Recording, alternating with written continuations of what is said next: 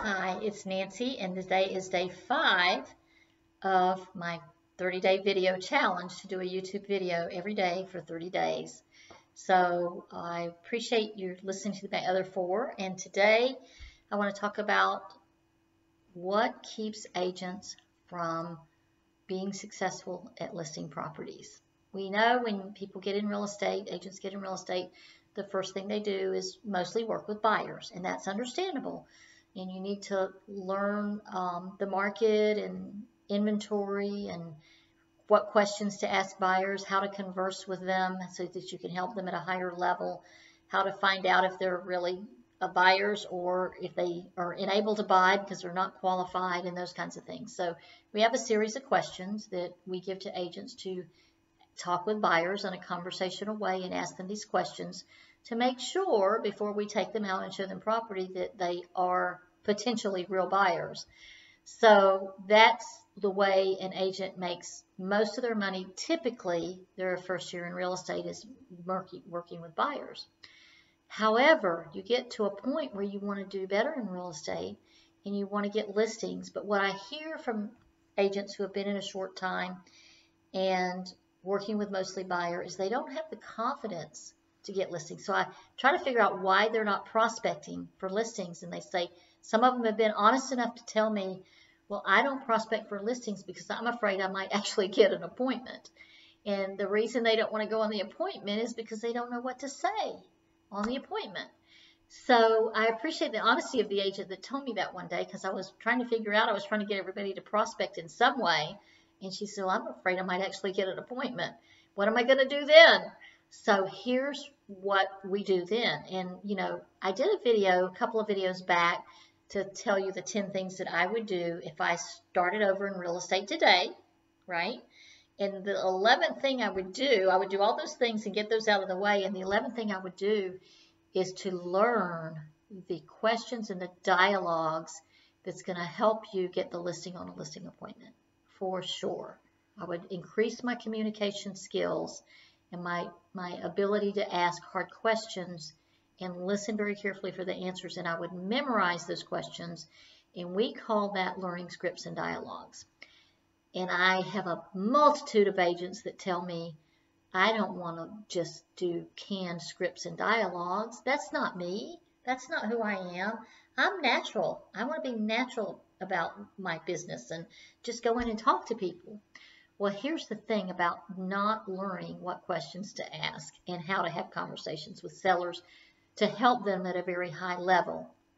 You won't be nearly as successful. They might hire you because they like you. But if you're not reaching them at the level that they need to be reached in order to have them have the confidence in you to turn over a very large financial transaction, you're going to lose a lot of business. So what I learned to do early on is I took coaching from an organization and I learned the scripts and dialogues. And I didn't just learn what questions to ask.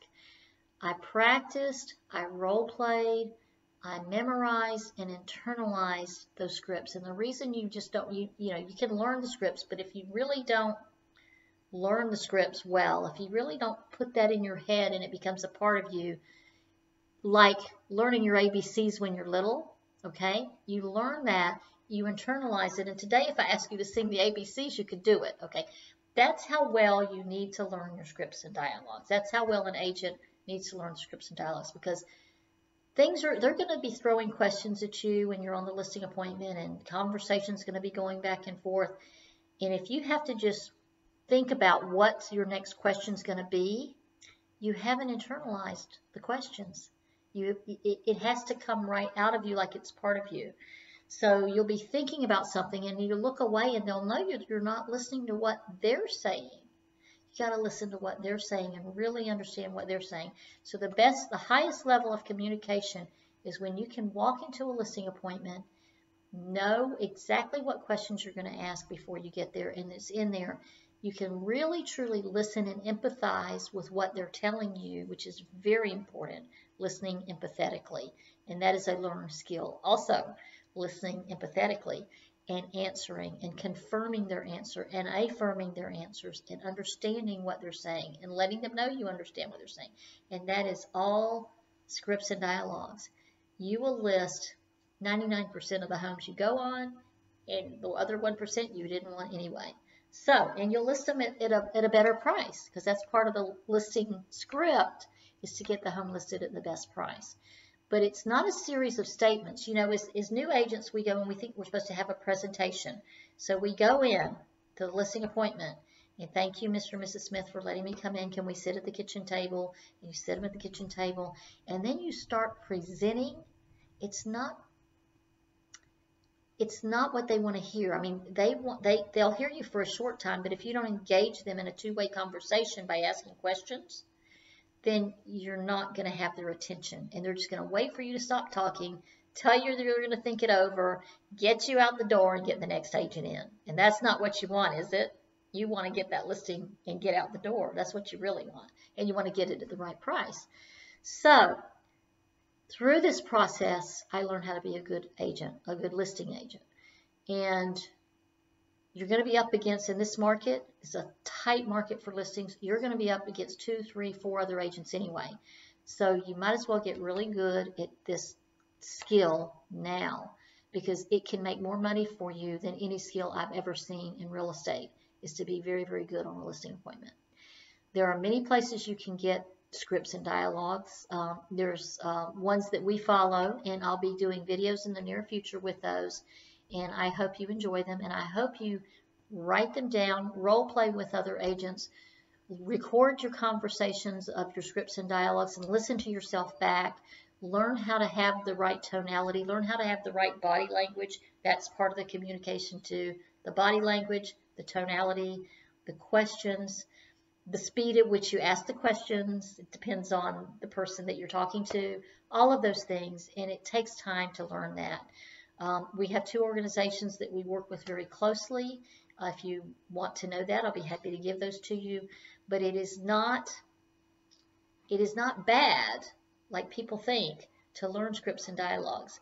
What happens is you do become more natural on a listing appointment.